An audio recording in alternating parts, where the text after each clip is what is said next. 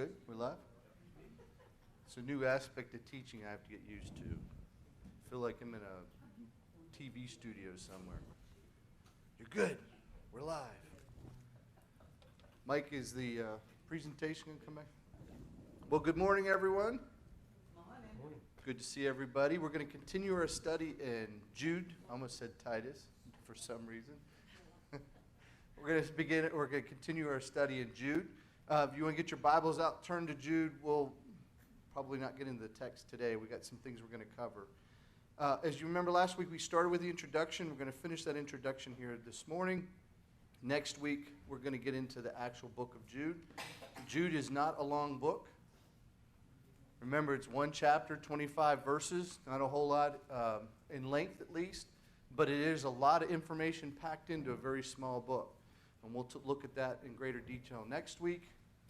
One of the last books written, remember we talked about written somewhere between 60 and 80 AD, depends upon whether Jude borrowed from 2 Peter or 2 Peter borrowed from Jude, and that will determine that date. We know that it is a predominantly Jewish audience, and we're going to talk a little bit more about the type of Jewish audience this morning, but it's unknown because it's not referenced, not like Paul writing the saints in Galatia or the saints in Rome, where we know exactly who he's writing to. We really don't know the specific audience. We do have some clues that it's a Jewish Christian audience, and I think there will be some additional clues we'll talk about today that tell us they're not going to be Judea, Hebrew-speaking Jews, but more likely Greek-speaking Jews. A lot of concerns were expressed initially when we talked about the canon. When I say canon, what does that mean? What does that mean? It's not the thing you fire the cannonballs from on ships. When we talk about it religious, what do we mean? What's the canon? The word literally means the rule, right? And it's the concept of how do we know what's inspired from what's not inspired. Ultimately, the thing you have in your hand called the Bible is the canon, right? So the Jews had their canon. That's our Old Testament. They said that this was the limitation of God's inspired works. This is the only books that are authoritative. Christians came along and said, well, we got some new books. We call that today the New Testament. We had to define what the inspired New Testament was and was not, and we ended up with what we call the New Testament today. And so those together would be the canon, the Bible. So when we talk about the canon, that's what we're referring to. Okay, so there was some concerns initially about whether Jude should be included. There was a lot of debate by the early church leaders. There was a couple of books that were debated hotly, one of them being Hebrews, and I will tell you I can't imagine the New Testament without the book of Hebrews. I think it's the greatest book in the New Testament. But there were some concerns specifically around the fact that there were some parallels with 2 Peter chapter 2 specifically. And they said, well, should we consider this, or is this Jude copying from Peter, and does that then mean it's not inspired work? And the other concern was that Jude uses some non-biblical sources. So he's not quoting from Isaiah, he's quoting from something else. And that was a lot of concern at the beginning. We talked a little bit about that last week. But there was strong support from the early church leaders. Almost initially it was accepted by many of the ones you might read today, like Origen or Clements of Rome. Those type of folks recognized it as authoritative. And more importantly, they recognized it as being from Jude, the brother of Jesus. We'll talk about that here in just a minute. We talked about the concerns that are expressed about the book of Jude also would be relevant for the same concerns for the book of Hebrews. And again, I would argue Hebrews is one of the greatest books in the New Testament. So if we're going to take the concerns of Jude and say it shouldn't be included, you'd have to apply the same rule to Hebrews and you'd lose two, not just one book. So I think those concerns are easily put aside. We talked about a lot of that last week. Okay, then we talked about who wrote it. We talked about this term Jude. The problem with our English translation is some of these words were transliterated, and so we get this word Jude. To the original Greek audience, they wouldn't have heard the word Jude. They would have heard the same thing when we hear the names Judah or Judas. They were the same names. If you go in the New Testament, you will even find this gentleman, Jude, the one we're talking about, translated as Judas in another place in the New Testament. So for us, we think, oh, that's a different person. This is Jude and that's Judas. Well, they're really not. They're the same person. But because that word is translated so many different names in the New Testament, it also makes it hard to define clearly, this is the Jude we're talking about, because are we talking about Judas Iscariot? Well, we know that's not the case. There's also another apostle that was prevalent who had a brother named James, and some people say, could it have been that Jude? Well, very early, I think there's some references that we looked at last week that highlight the fact that Jesus had brothers by the name of James and Jude, or Judah. And so with that and the fact that a lot of the early first century readers recognize this as Jude, the brother of Jesus, gives us a lot of certainty that what we're reading is not just an apostle, a follower of Jesus, but somebody who was intimate with Jesus throughout his life. And we talked about how his brothers in the beginning did not believe. There's a story in John that talks about the brothers knowing that Jesus is avoiding going to Judah because the Jews are trying to kill him. And their response was, hey, Jesus, why don't you go to Judah and prove to everybody you are who you say you are? So there's indication at that point the brothers not only were not believers, but probably adversarial to Jesus' ministry. And then when we get to the day of Pentecost, we find this same Jude sitting in the upper room. So something changed between John's writing in that particular passage and then after Jesus' death, burial, and resurrection. And again, we talked about the timeline. 60 would be the earlier date. And they say that 60 because we know that 2 Peter was written somewhere about that point. And if Peter's borrowing from Jude, then that would mean it would have to be written before that. If Jude is borrowing from Peter, it would have to be written after that date. And so that's why you get the bookends of 60 to 80 AD. But if you take the latter date, the interesting thing about the latter date, that would mean that Jude is one of the last books written that we have in our New Testament. And that's an interesting bookmark. If you're looking through the book of the New Testament, you're looking at the books, you'll know this is one of the last inspired writers that's writing that we have in our New Testament today. And that's, to me, interesting. All right, so let's talk. We're going to pick up on this idea that there was, if you remember on the previous slide, some of the concerns expressed were about the use of Jude of some non-biblical sources. And last week we looked at Jude using the book of Enoch. And we looked at a direct quote out of Enoch chapter 1, verse 9. We even talked about the term called the Apocrypha. And we're going to talk a little bit more about that and the false writings, the pseudepigrapha. Talk about those here in a little bit too this morning. I think those are important things to understand as we get into Jude. I think we have to immerse ourselves a little bit in the Jewish thinking, specifically the Greek-speaking Jews that converted to Christianity, to understand why Jude wrote the way he did. So in Jude chapter 1, verse 9, we talked about this a little bit last week. In Jude chapter 1, verse 9, there's this interesting story that's discussed. In Jude chapter 1, verse 9, it says, "But Michael the archangel, when contending with the devil, he disputed about the body of Moses, did not bring railing accusations of judgment, but said, 'The Lord rebuke thee.'" Now, to those of us who've grown up in the United States with the English translation and have spent most of our lives in and out of the Bible, both Old and New Testament, that one should jump off the page at you. It should have made you go, what? When did Michael and Satan fight over the body of Moses? That is one of the verses that caused a lot of the first and second century writers to pause too. So where's this coming from?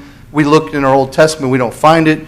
You can spend the rest of your lives looking, it's not in your Old Testament. So let me put that off to the side. We're going to talk about where that comes from this morning, and then we're going to get into this idea of the Jewish writings and the way the Jews would have approached, say, canon versus non-canon, because I think that's important when you're looking at the book of Jude and you're understanding that Jude is referencing the book of Enoch in one place and then this story. Where does this story come from?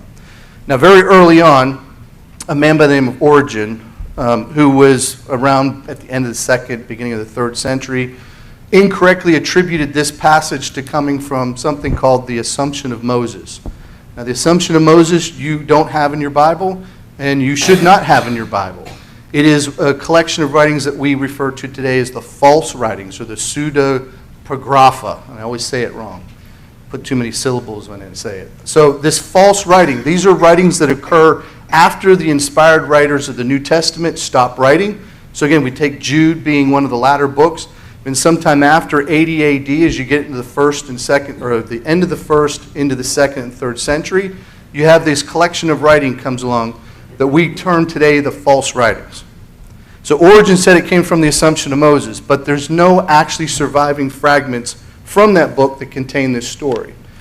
So what we know is that if it was recorded in the Assumption of Moses, this particular book, it would not have been the origin of the story, but more than likely it would have been a retelling of something somewhere else.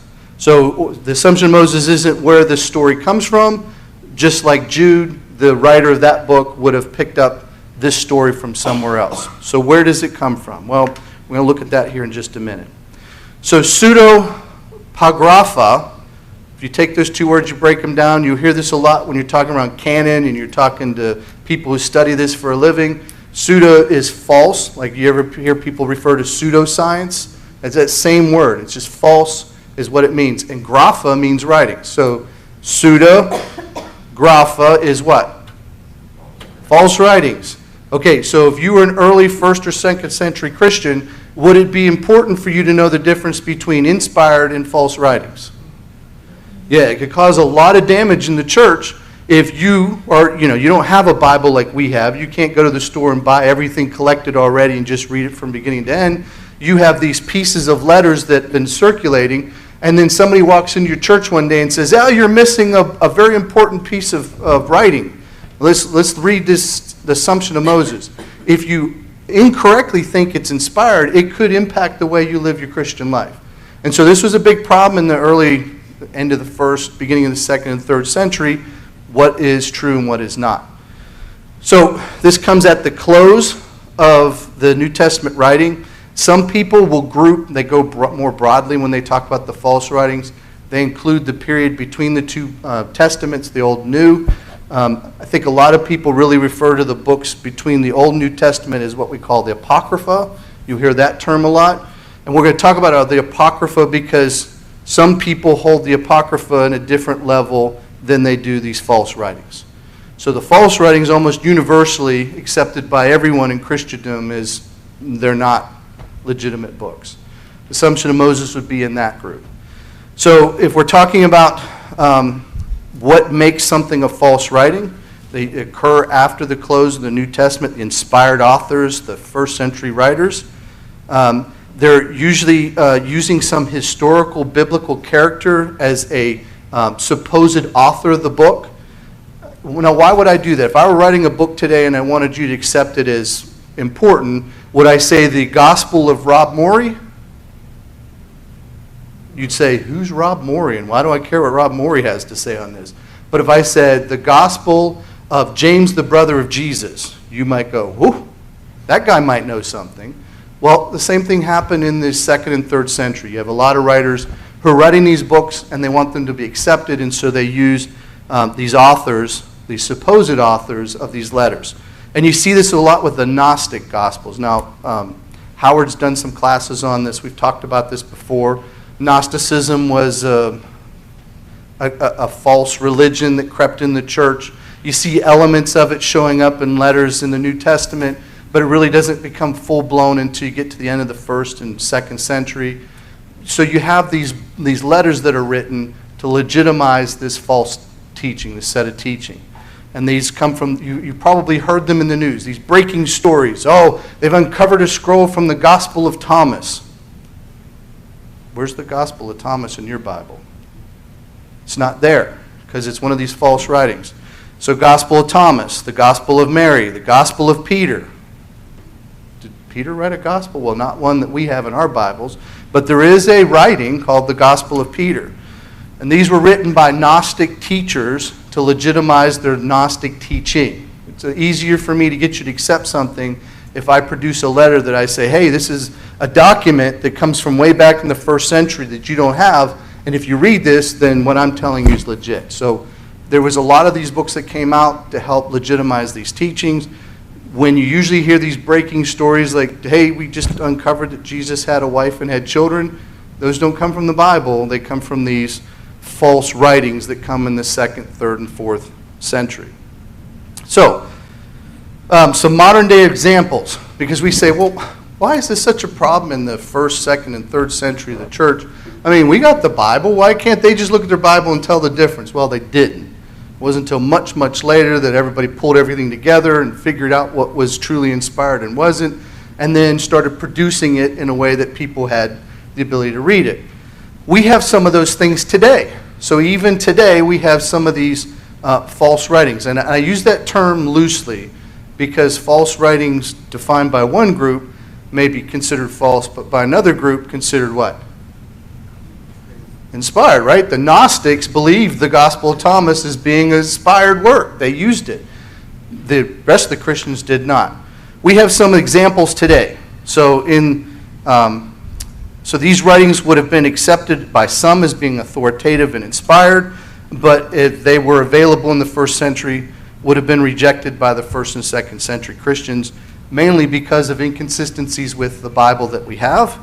The fact of the late date of the writing, the farther you get from when the event happened to when the letter's written, a lot of error comes into those letters. And you can apply that to any other historical document. And they do it all the time. Sometimes they'll take 3 or 4 fragments and they'll date them and they'll figure out what's the commonality in the 3 stories, because if you have 3 fragments and they say the same thing, you have some assurance that that's probably closer to the source. And the things that are different, you then say, well, those are just latter inventions or changes or errors that were introduced into the letter. So the longer you get away from the 1st century, the less likely you are that those things are going to be authoritative and inspired. The authors probably were not the authors that were credited with that writing, or the authorship was dubious. We're really not sure. Did that really come from Thomas or from Peter? So let's give some modern day examples. How many people have heard of the Book of Mormon? Okay. There is a whole group of people that have a religion based around this Book of Mormon. That Book of Mormon, if you've done anything, read anything about it or studied it, was discovered in America in 1829. Jesus was 1st century. Book of Mormons isn't discovered at 1829. So using the same standard, we would say, wait a minute, the late dating of this discovery would make us suspicious that maybe this isn't legit. It was uncovered by a man by the name of Joseph Smith, who we know founded the whole faith, and it's attributed or attested to by 11 witnesses who were there to say, yes, this happened the way it did. It happened in the great biblical site of Palmyra, New York.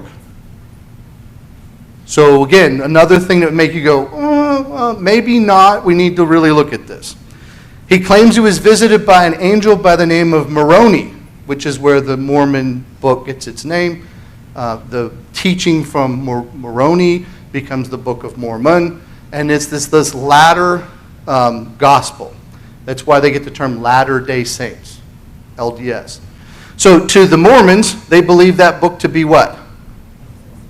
It is gospel like anything else in the Bible. And if you study with the Mormon, they're going to quote from it almost more than they do from the New Testament, because they see it as authoritative and inspired. How about the rest of Christendom? Do the Catholics refer to the Book of Mormon? Do Protestant faiths refer to it? So there's some debate over whether it's truly inspired, right? There's consensus is, at least along the broader denominations, that it's probably not an inspired work, but there is a group that holds to it and believes to it. This is an example of what we might find in these false writings in the 2nd and 3rd century, that there was this book that came along and it created some debate. Somebody claimed it was inspired, others said no, it's not. Yes? Just a quick question since we started on that.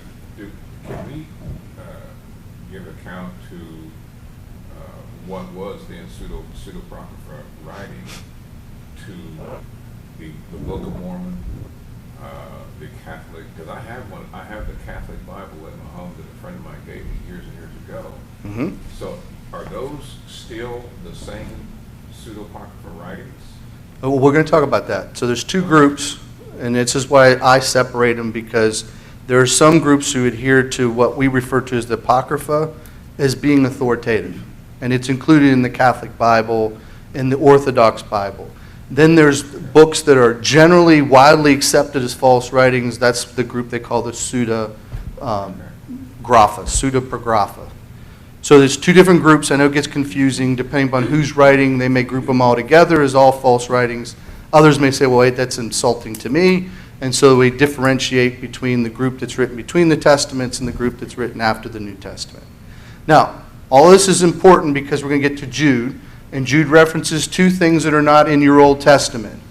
This book of Enoch and this Jewish traditional story about Michael. So that's why we're talking about this. So another example of a questionable inspired book, there's a whole religion of Islam that comes from the book of the Quran, right? Who is that attributed to? The Prophet Muhammad. Now, to the Muslims, the Islamic faith, they see that as what? Inspired and authoritative. As a matter of fact, it is above the New Testament. When there's a conflict, they consult the Quran, not the New Testament. They will refer to the New Testament where there's harmony. But they'll tell you that the New Testament was perverted by Christians, and that's why God had to inspire Muhammad to come back and correct some things. Muhammad attests to a lot of things in the Old Testament too. So there's some agreement between the Quran and the Old Testament. There's some agreement even with the New Testament. Okay, that was written sometime after the death of the Prophet Muhammad, somewhere after 630 AD. 630, Jesus is back here in 33 AD. If we take that same historical metric and we lay it alongside of it, it should make us go,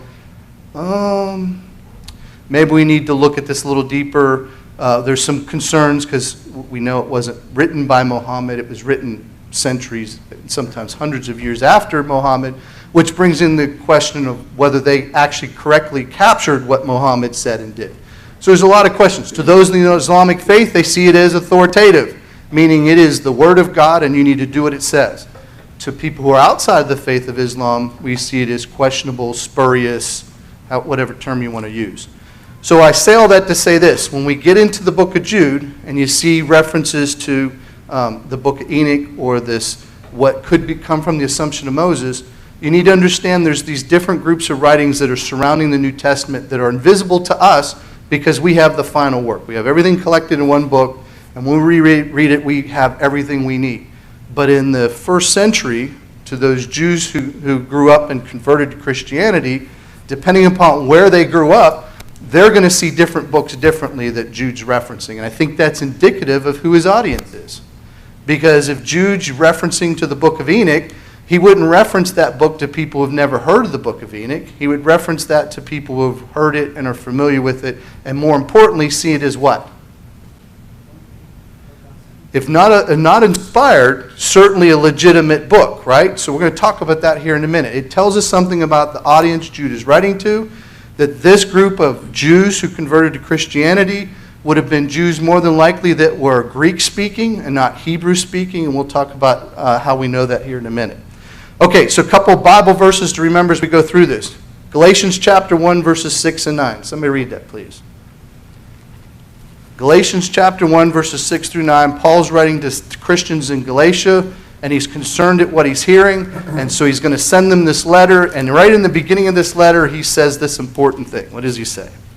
I marvel at you that are turning away so soon from him who called you in the grace of Christ to a different gospel, which is not another.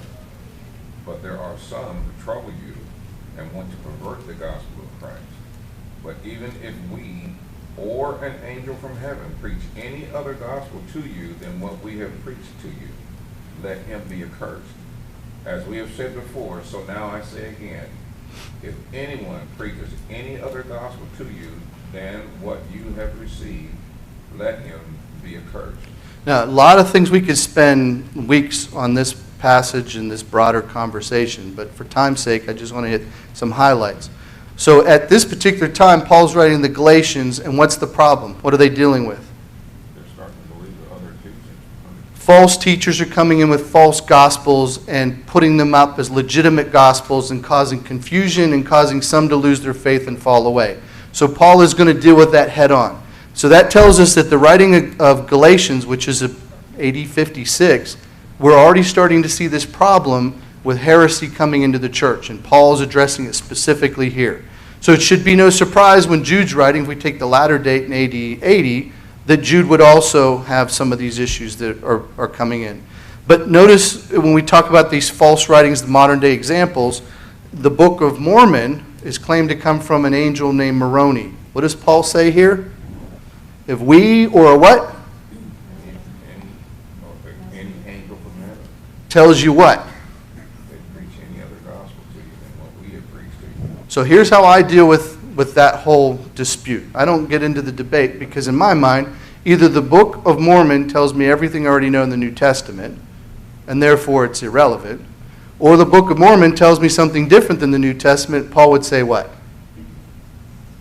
Let it be accursed. Let that person who's telling you that be accursed. That's the strongest language Paul could use at that time. That's how he feels about it. So either the Book of Mormon, tells me what I already know in the New Testament, and therefore I really am not missing anything, or he's telling me something unique and different that doesn't jive with the rest of the New Testament, and Paul would say, reject it. Okay? So remember that. Now, in Jude chapter 1, verse 3, and the other thing I wanted to point out here, by the time Paul's writing in AD 56, the gospel, now the gospel can be used narrowly and broadly. And narrowly, what is the gospel?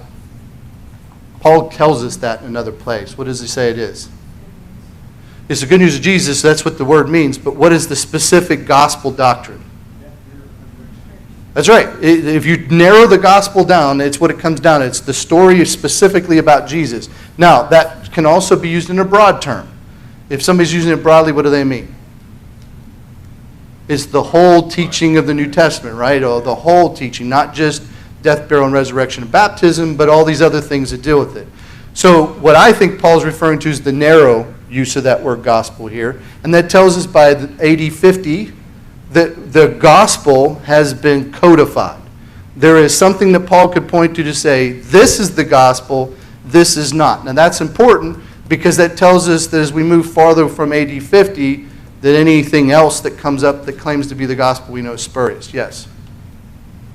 Something I think about Deuteronomy 13, when Moses is talking to the Israelites, he lays out for them how important. I mean, he says that you may have a prophet come in amongst your midst and perform miracles, and then try to teach you something other than the law that you've been taught.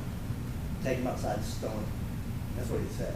And he also said that for a wife, a husband, a brother, if they try to teach you something other than this, you be the first to lay your hand on them. And that's how important it is to God as far as His Word, what His law says. Well, and you're going to see that we talk about these Jewish writings because if you remember through your Old Testament, the Jews had a problem with faithfulness. They were led astray a lot. Now, before we cast the first stone, we need to remember we today go astray a lot. A lot. We still struggle with some very fundamental things from time to time. So we don't want to sit in judgment of them, but we certainly should learn. But what's interesting is after they go into exile and come back, the Jews become a very different people. They become people that are dogmatic about the Word and what is the Word and what is not the Word. And you're going to see some of that when we talk about these Jewish writings here in a minute. Let's turn to Jude chapter 1, because I want to try and get through some of this. Jude chapter 1, verse 3. We're going to talk about this more next week when we get into the book of Jude. But Jude says this, Beloved, while I was giving all diligence to write to you on our common salvation, I was constrained to write to you, exhorting you to contend earnestly for the faith, which was once delivered unto all the saints.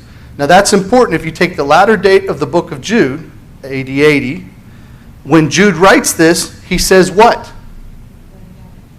You have everything you need for the faith. It's already been delivered, transmitted to you, and the saints have it. They know what the faith is. So anything that comes after this date that tells you something differently, what should you do? You reject it. I don't need it. It's wrong, it's spurious, it's doubtful. So if you take those two, you take Galatians in AD 50, and you say that by this point we've already solidified, codified what the gospel message is, so that we can compare other gospels and say that's false. And then by the writing of Jude, we have the faith already being transmitted, which means anything that happens after the book of Jude that's different, you can say it's wrong. Okay, those are two important things to remember as we go through this, because sometimes people get confused as we get into this concept of the Deuterocanon. I say these Greek words I'm no good at. But the second canon, we're going to talk about that. And Robin probably knows this better than anybody and was come out of a Catholic background or have family members in the Catholic Church or Orthodox churches. This will be something you need to understand because it's important. Okay, so either the material we have provides all that we have and therefore anything else is not needed, or they're adding to, which Paul would say we reject these things. And so the first and second Christians were going through the same process when they're considering these writings. They're saying, okay, I'm looking at this book of Gospel of Thomas, and I'm looking at all these other writings from the other apostles. That does not mesh with what I have, so therefore I'm going to reject it. Not only is it written much later, I don't really think it was written by Thomas, and the stuff that's being taught here doesn't mesh with everything else, therefore it's rejected. Okay, so when we get to the story of Moses, the body of Moses, in the book of Jude, where Michael the archangel is contending or fighting with Satan over this body, a lot of people get tied up over it. Well, if we go to, say, Deuteronomy chapter 34, verses 5 through 8, we find the story of what happens when Moses dies. And it's pretty simple. It says that Moses is in the land of Moab, and that they bury him in the valley of the land of Moab against Beth Peor, and that nobody, even to the day of this writing, knows where that body is. And then it tells us that he was 120 years old, and when he died, he was still very virile. His eyesight hadn't dimmed, his body's still functioning like a young man. And then verse 8 says the people mourn for him. Nowhere in that story does it say anything about Michael the archangel or Satan. So when you get to the book of Jude, it should cause a flag to go up and go, I don't remember anything like this being talked about before. This is unique. So if it doesn't come from the Old Testament, where does this story come from? And that's important to know because if you're studying Jude, if you can look at the story and say this is error, then what should we do with the book of Jude? You reject the book of Jude. If he's teaching error, you get rid of the book of Jude. So this should be a concern for any Christian looking at the book of Jude. You get to the story and go, this is unlike anything I remember. So why is the book of Jude in here? Well, some people point to, well, I think this comes from Zechariah chapter 3, verses 1 and 2.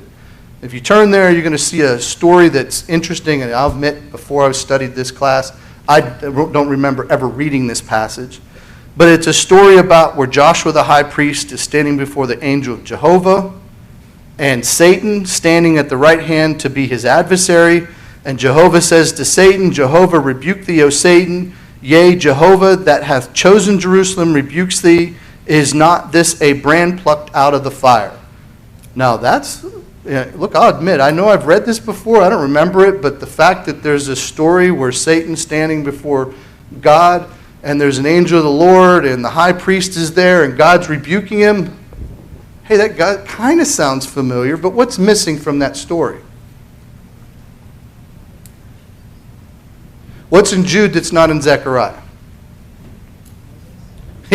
Moses isn't in the story. Has nothing to do with Moses. Remember, like the body of Moses isn't mentioned. Some people would say, well, yeah, but I think the angel of the Lord here is the Michael that he's referring. I don't think that's it at all. I don't think you can point to Zechariah and say, well, we've covered that off, we can move on. So I don't think that's where it comes from, is Zechariah. What my research has showed me is that this probably comes from a Jewish traditional story. And you'll find this a lot. Well, again, we're going to talk about here the Jewish writing. If you understand the Jewish mindset of Jesus' day, this begins to kind of make sense. So a traditional story. So again, we talked about Origen incorrectly attributing it to something called the Assumption of Moses, which is these false writings. Everybody else but Origen said that's not true. That's not where it's from, including early church leaders. They said that's not correct. And we don't have a book writing from the Assumption of Moses that has that in it. So if it was in there in a script that he saw, it would have been added, and it would have been a retelling of the story, not the origin of this particular story. So then the question comes from, if it's coming from Jewish tradition, and we have traditions here in the United States, don't we? I know I grew up with a lot of traditions. How many remember the story of Washington chopping down the cherry tree? Was it true? Most historians tell you there's no basis in historical fact in that story, but I was taught it in school. What was the reason for that story? That's right. The people in the highest office should measure up to this really high moral standard that they wouldn't lie even about something like chopping down a cherry tree. Okay, it wasn't true, but most societies and cultures have these traditions, right? They tell these stories to teach these principles. So keep that in the back of your mind. More than likely, this story was about some principle that was told to children or to young people to teach them something. Okay. So does this mean that since Jude is picking up this story and using it in the book of Jude, does that mean Jude, an inspired writer of the Gospels or the books, does that mean that Jude is therefore endorsing this story as being authoritative and inspired?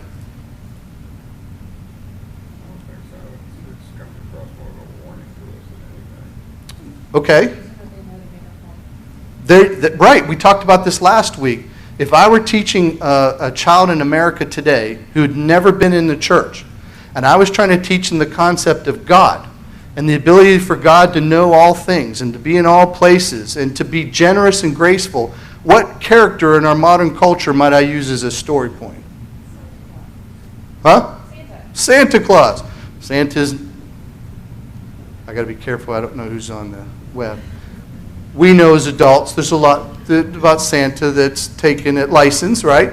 But not using it saying, hey, children, this is gospel, this is factual, but hey, let me tell you, you know this story from your childhood. Let me take these ideas that you already know and then apply them to something you don't understand. And I think that's the point here.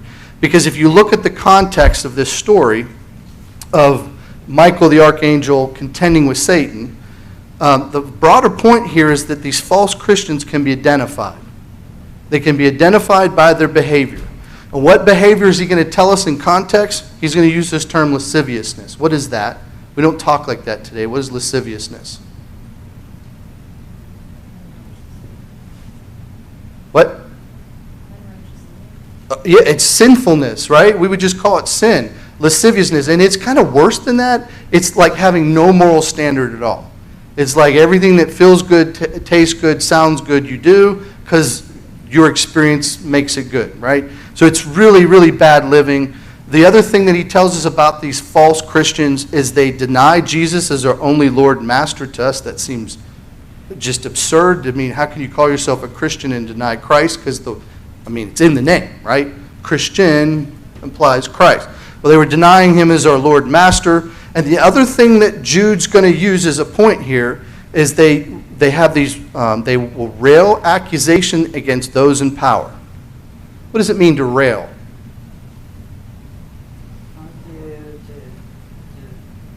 be against what's Slander, right? Comes to mind. And it's aggressive. It's not just, hey, John, you're one of our elders, and I'm not sure we made the right decision here. Can we talk about it? That's not railing.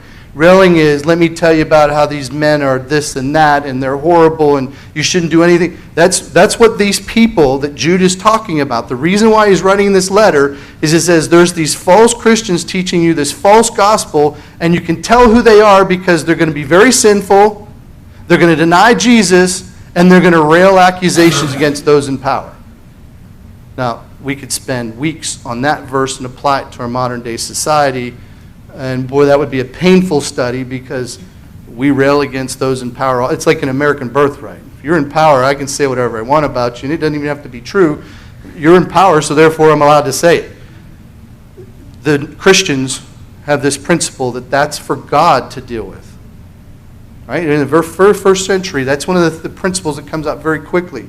Paul talks about this, right? If you're a slave, you should submit to your master. Well, wait a minute. But slavery's wrong. Yes, but we're not those people. God will deal with that.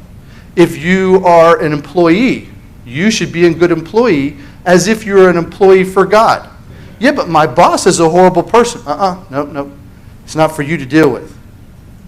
So Jude is writing to him to say that one of the ways you can tell a false Christian is this behavior. Now, if we take this story, this Jewish traditional story that they would have grown up knowing, that Michael the archangel and Satan were fighting over the body of Moses, and Michael says to him, the Lord rebuke you. What's the message he's trying to apply here? When we humans think of angels, and this Paul addresses this, we always flip it backwards. Where do we put angels in the hierarchy or pantheon of all created things? We put them below us or above us? This is one of the reasons what Paul had to address is that you got to keep putting these angels up there. Angels are ministering spirits. Stop worshiping them. But in human minds, they're heavenly beings, therefore they're up here. Now Michael isn't just any old angel. He's Michael which means he's the boss, right? He has angels that report to him. He is empowered by God himself to do a certain job. And in this case, his job in this story is to defend the body or protect the body of Moses. And he's doing his job, the job God gave him. And Satan comes up and starts fighting with him. Does Michael say anything derogatory about Satan?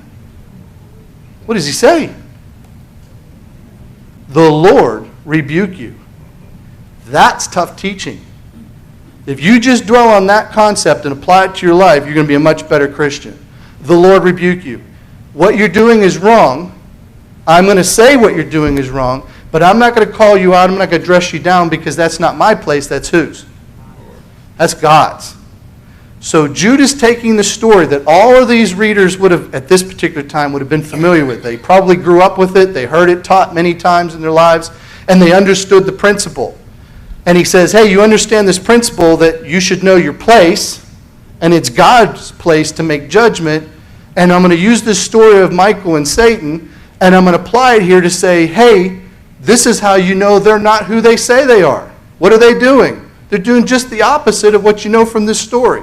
So I don't think what Jude is doing here is saying this is inspired and that this Jewish teaching should be accepted as inspired writing and authoritative. I think what he's saying is, hey, you know who Santa Claus is. Let me explain to you grace. That's how I view that particular passage. Now, the interesting thing to note is there is a lot of similarities between Jude and 2 Peter. And it looks like we'll have to get to that next week. But what's interesting is what's not in 2 Peter. So if you go to the same passage, you got Jude, who talks about Michael and the archangel and Satan, and you go to the passage that's in 2 Peter chapter 2, verses 10 through 11, you'll read them, and if you come away with anything other than they're similar, then you need to read it again. They're very, very similar. But guess what's missing from Peter's telling? There's no mention to Michael the archangel, no mention of Satan, no mention of the body of Moses. But Peter does talk about angels did not rail accusations. Well, okay, they both make the same point. Peter doesn't include it, but Jude does. Now, some people say that could be telling that Jude was borrowing from Peter and he was adding, or Peter was borrowing from Jude and he was saying, I don't really need to make this point. But when you're writing a book to a particular audience, do you take that audience into consideration? If I was writing a children's book, would I be using terms that John uses in his physics class? Why? They don't understand any of it. It would go over their head. It would be useless. So yes, every time an author sits down to write, the first thing he does is he says, who am I writing to? If I'm writing to a group of Byron's peers, there's going to be a lot of Greek terms in there. I can tell you that because they use them all the time, or Latin. They know all that stuff. I would not use it to people like me. I'd spend the whole time, wait, what's that word? Let me look it up. Okay, broken bone. Got it. Because you do. You take your audience. So Peter doesn't use that specific story. Jude does. What does that tell us about the audience? They're different, right? Different people, different background, different cultures. Peter's writing to a group of people who said, what are you talking about, Peter? When does Michael fight with Satan? I don't remember anybody talking about it. That would be more confusing. But he takes the principle and he applies it. So the principle we see in Jude is the principle, or in Peter is the same principle that Jude's applying. The difference is Jude's writing to a different audience, and therefore he's using this traditional story to help teach something. Now, I know that those two things have created much confusion, but I will tell you, I don't see any concern for the book of Jude, whether it uses Enoch or these two particular stories. Remember, and we're almost over here in time, but I want to cover this, 1 Corinthians chapter 9, verses 20 through 23. Paul gives us a concept, and we use this all the time in business. If I'm marketing, the first thing I'm going to ask myself is who buys my product? If I'm making women's undergarments, am I going to market to men? Maybe if they're the ones buying it for their wives, but more than likely, who's buying it? women. And if I'm making a garment that appeals to a younger crowd, am I going to worry about what the older women want in their marketing?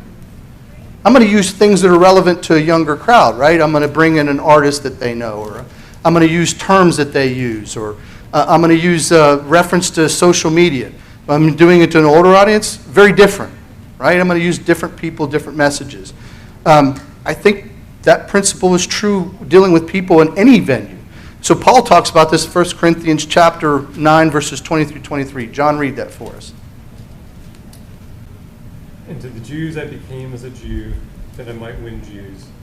To those who are under the law, as under the law, that I might win those who are under the law. To those who are without law, as without law, not being without law toward God, but under law toward Christ, that I might win those who are without law. To the weak I became as weak, that I might win the weak. I have become all things to all men, that I might by all means save people, save some.